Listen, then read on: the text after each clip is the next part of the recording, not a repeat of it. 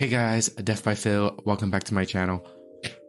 Holy crap, tanks are back. Tanks are back. They are back. They are back. They are back. They are back. They are back. They are back. You have to see this director's take that just came out. It just got posted not that long ago. I'll put a link to it in the profile, but stick around and check this out.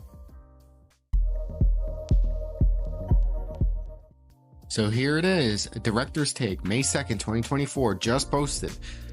Empowering tanks in mid-season. So Alec Dawson said, oh, we're doing a quick fix patch to nerf Venture, nerf Orisa, and change the DPS passive. But he said more coming in the mid-season patch for tanks. And wow, I'm excited for these changes. I feel like these are not everything we need, but significant changes to the tank role that had to happen. So let's take a look here. Hey everyone, I'm glad to see all of you digging into Season 10. We love seeing you welcome our newest hero Venture and enjoy the Mirror Watch event. I agree, I think Mirror Watch is kind of okay, kind of fun. Much better than playing Clash. However, this week I want to look ahead to our mid-season update and discuss some changes we have underway for the tank role. Spicy. In Overwatch 2, tanks are the imposing heroes who take the brunt of the fight while also the brunt of the blame, right? Tell me not. Tanks take everything. While enabling their teammates to secure the eliminations, while tanks are a big target for opponents to focus on, many team comps aim to burn down a tank's HP quickly, aka counterwatch.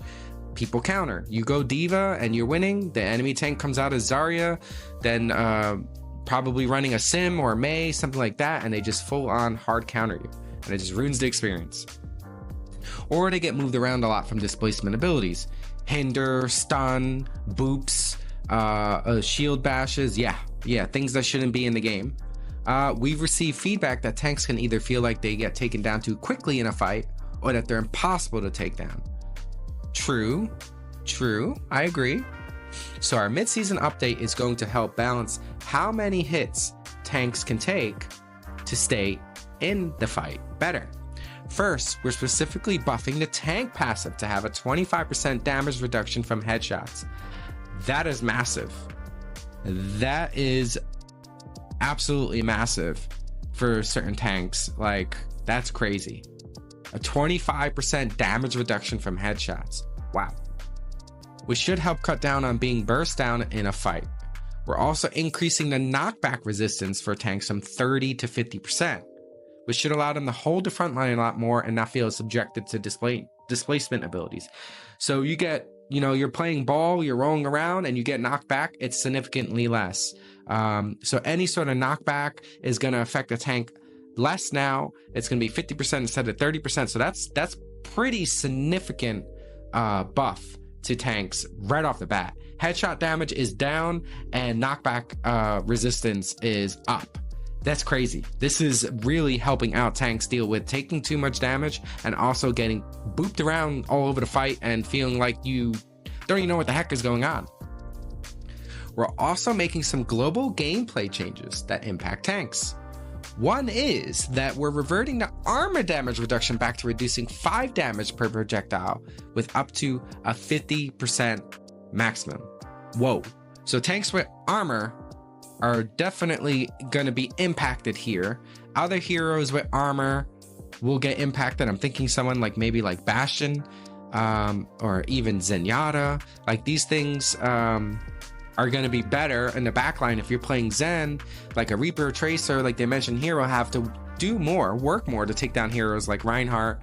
Heroes with high burst damage per projectile will still be effective, but these kinds of tanks have better means to counterplay that type of damage.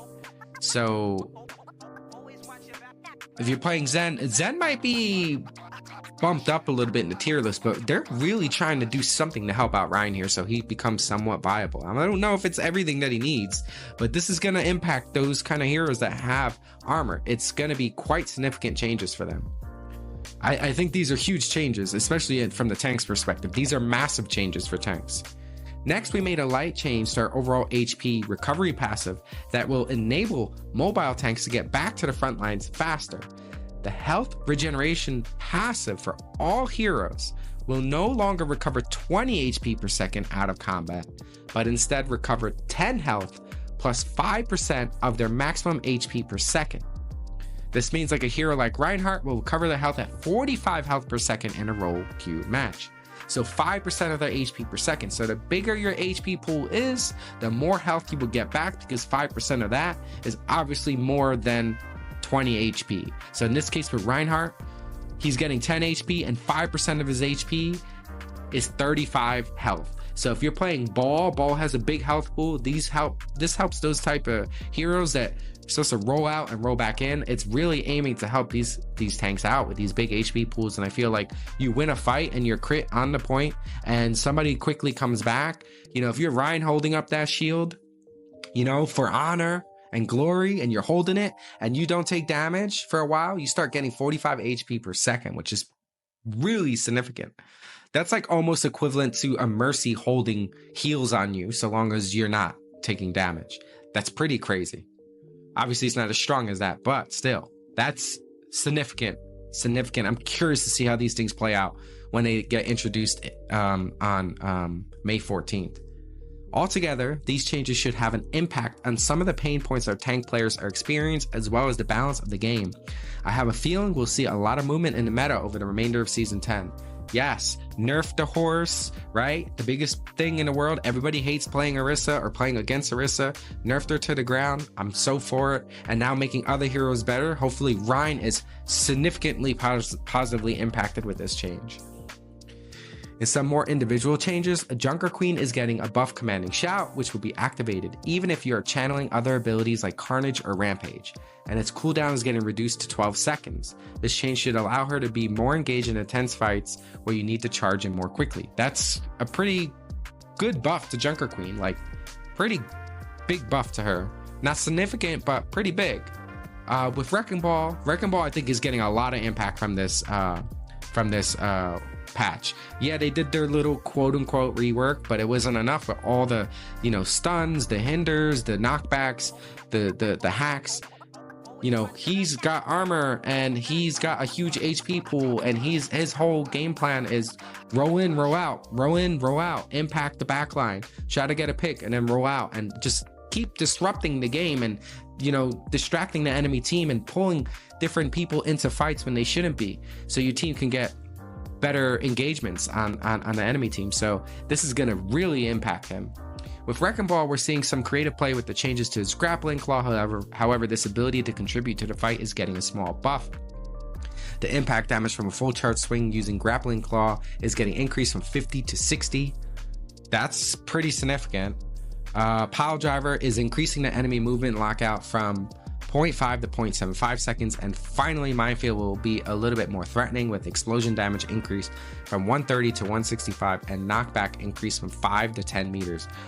They're really buffing Ball. Like, did they watch Yeedle's video and see him get like completely obliterated in a game, and like the whole game he was just spent like rolling around getting stun hack boop, stun hack boop, stun hacks, you know, shield bash, whatever.